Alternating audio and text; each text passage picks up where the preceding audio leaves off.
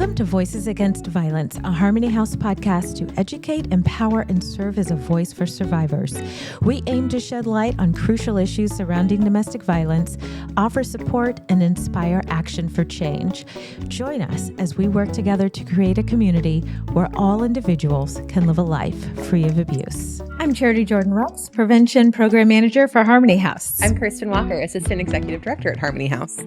So periodically, when I'm out in the community doing presentations, I will have folks respond. I might ask a question like, why do you think people don't just leave abusive relationships? Or what do healthy relationships look like to you? Or what questions do you have about? And so I then end up with a stack of Post-its. And so probably about once a quarter, we do this episode where we answer burning questions. Great. So let's do it. Okay. Thing one. Did you all know that Charity does prevention programs in the community? So if you live in the Springfield, Greene County area and you need some prevention work, you know who to call. Thank you for that. You're welcome. For that plug.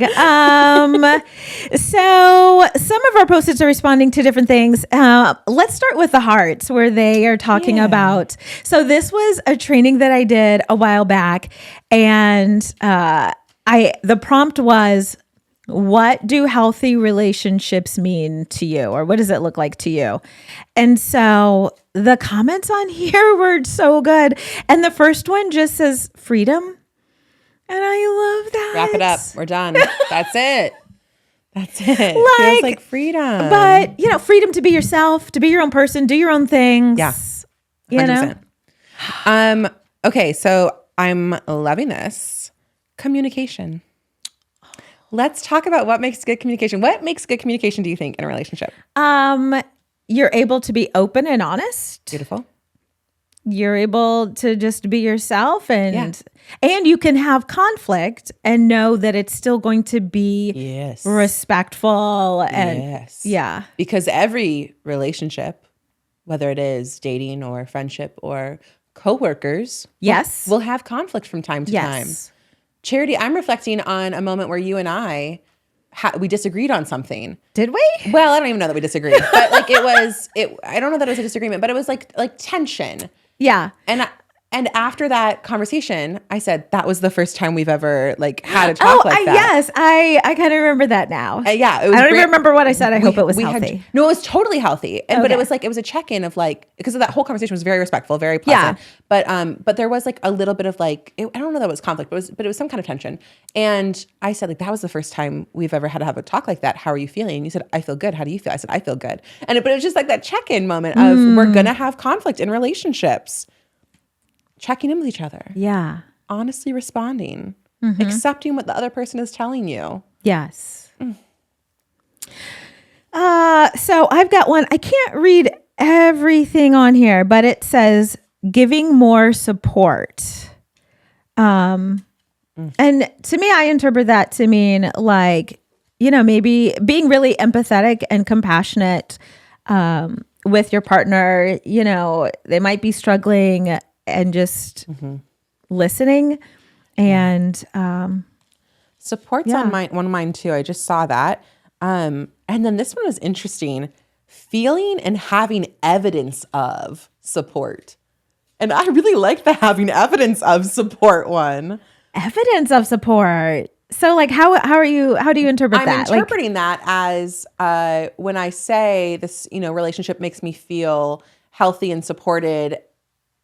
I can point to examples of when I share my feelings, they're heard and respected. You know what I mean? I can point to examples. Yeah. What is something that makes you feel supported in a relationship? Sure. Friendship, whatever it may be.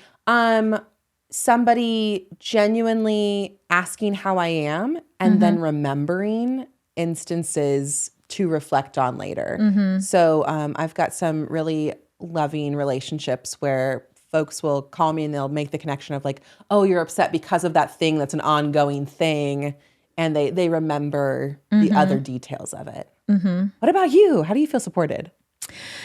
One of the ways is someone giving me the permission or the space to be honest when they ask me how I'm doing. Which lately this year it's been, I'm not okay. Right. But I asked someone else how they were doing recently, and they were like, I said, you can be honest. And they're like, I'm not okay. Yeah. I was like, oh, I'm so sorry.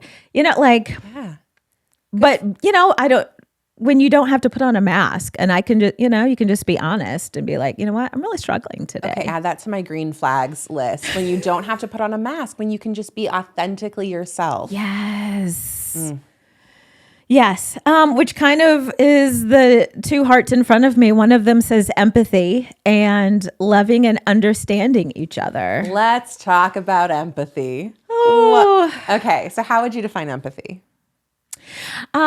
I would define empathy as the ability to understand how someone else is feeling in a given situation. Yeah. So even if it's something that I haven't experienced, I can understand that you might be feeling whatever and responding accordingly. Yeah. I'm thinking of Brene Brown, maybe, who describes empathy as like feeling with someone, different from sympathy. Yeah. Sympathy is I feel bad for you. Yes. Empathy is I feel bad with you. Yes. I think she describes it in one of her books as like when you're in the, what does she call it? Like the pit of shame or whatever. Yeah. That person. Crawling in the pit with you. Is that what she describes? Yeah, something like that. I'm thinking of the animated video on empathy. Oh, I haven't seen that. We'll have to link it. It's a good one. But yeah, it's been a hard year for empaths. But anyway, respecting your identity. So showing up unmasked. Yeah. And having that identity respected. Yes. Man, support's in here a lot. Yes. These are fun. Green flags. We don't get to talk about green flags I very know. often. We're always talking about red flags. I know. Here's another green flag. Equality. Equality in a relationship. Equality in a relationship. We love to see it. One person isn't having to do all of the emotional labor or always pay when they go out. Like things are fair. Oh, yes. Unconditional respect. I love that. I do.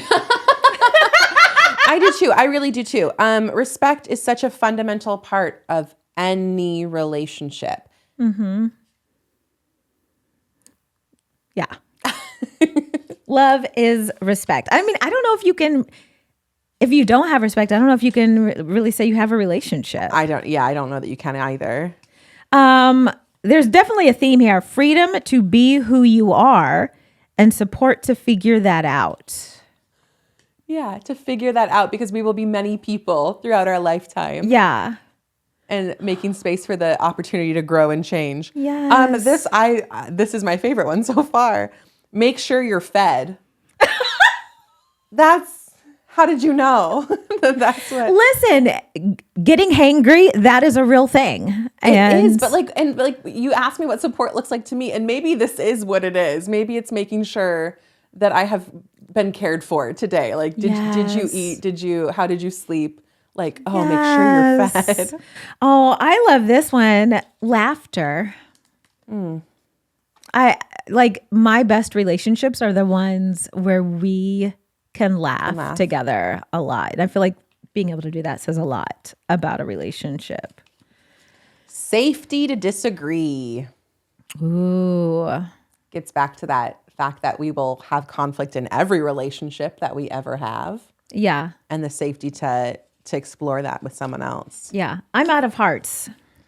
A lot of these are similar. And so I just think that I love that we're all on the same page of what green flags look like. Yeah. So if you're wondering, what are the green flags? Well, just listen to this episode and you will hear so many good ones. So some of the other post-its that we have here was from a different presentation, and they were responding to the question, why do you think people don't just leave abusive relationships? Yeah. So And actually, some of these are just general comments. So I'll just start with this one. Domestic violence happens to people of all ages and socioeconomic people. There is someone I know who thinks that middle class people don't have any struggles. They're not struggling economically. Oh. They are not experiencing domestic and sexual violence. So. Untrue. Yeah, that's fake news because literally every demographic Experiences. Yeah. Can experience. Yes. Domestic violence. Yeah. So I'm thinking that the question must have been, why do folks stay or why don't folks just leave? Hard to break the cycle is on this Post-it note. So can we talk through some of the things that make it hard to break the cycle? If you're not familiar with what we're talking about when we say the cycle, abuse happens in a cycle where there's an instance of abuse and then there's typically some kind of like reconciliation period, and then a period of peace where things will be calm, tension will start to build, abuse will happen, there will be reconciliation, and so on and so forth. So what makes it so hard to break the cycle? One of the first things that comes to mind is that, no relationship, even an abusive relationship, it's not abusive or bad 100% of the time. So you probably, have deep feelings for that person. You have good memories with that person. And so you're hanging on because when it's good, it's really good. Yeah. And you're just waiting for it to be really good again because that person's capable. They're capable. Yeah. Yeah. And so you're just waiting for that. Yeah. I also think through the either physical barriers or socioeconomic barriers that might exist. One we hear of a lot is pets. Pets can really be a barrier to folks leaving abusive relationships because folks don't want to leave their pet. Yeah. I wouldn't want to leave mine. Of course not. Of course not. Yeah. Yeah, that whole financial piece too. Another little detail that most folks may not be aware of is that often abusers are destroying all of their identifying documents. Yep. So they get to Harmony House without ID, birth certificate, social security card. What in the world are you going to do in society without any of that? Really intimidating. Someone asked me one time, do you take undocumented folks? And I was like, yes, because technically all of our folks are undocumented. Without documentation. Because they're coming to us without that. There are so many barriers. And really what I think I would most like to address with the question of why doesn't someone just leave is I think that we really should think carefully and critically about who that puts the responsibility on. That's saying, why aren't you leaving? Yes. Not why is this person not stopping being abusive, right? And so there's so many reasons that somebody might not leave, whether they are physical barriers like financial situations or lack of documents or whatever it might be, or that they love the person. Yeah. And are waiting for it to get good again. And also leaving is the most dangerous time. So dangerous. There are physical safety risks, right? All kinds of reasons that someone might not leave. Yeah. I just, it can be victim blaming when we say, well, it must not be that bad because they're not leaving. Yeah. That's such a good reframe for this. As our society, we never really put the focus where it should be. And so, why are we asking, why don't you just leave? Why aren't you asking, why are you abusing your partner? We ask all the wrong questions usually. We really do. We generally do. Yeah. Oh, okay. Bummer. I miss our green flags. Maybe we should have alternated between one green flag. So this one says, what causes domestic violence? And I will say, I remember this training, and this was a prompt before we started the training. And so this was what they thought caused domestic violence: mental health, anger issues, which we've talked about in many episodes, that those things do not cause domestic violence. They can contribute to someone's desire to abuse. But domestic and sexual violence is a conscious choice that a person is making. Sure is. This one says, someone might create an environment that is extremely difficult to leave. And one thing I've been thinking about that this makes me think about is that isolation is a really common strategy used by people who are abusive.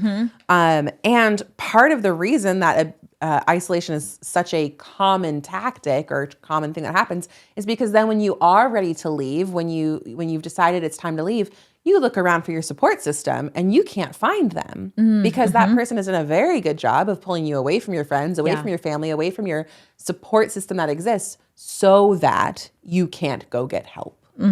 Yeah, exactly. It's strategic. Strategery. This one says, grew up in an abusive home. And again, growing up in an abusive home doesn't mean that you're going to be an abuser. But what that does, though, is normalize that violence. Like that becomes your normal. Sure. And especially if, you're growing up in that home, that's where you're first learning how relationships work.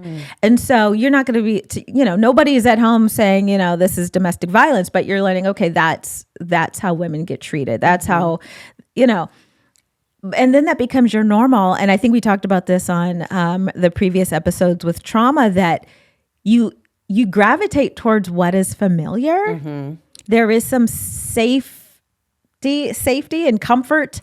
Even in trauma, like that landscape, even if it's a dangerous landscape, you understand that. Yeah. So our nervous systems seek familiar. Yeah. It's just how our brain functions.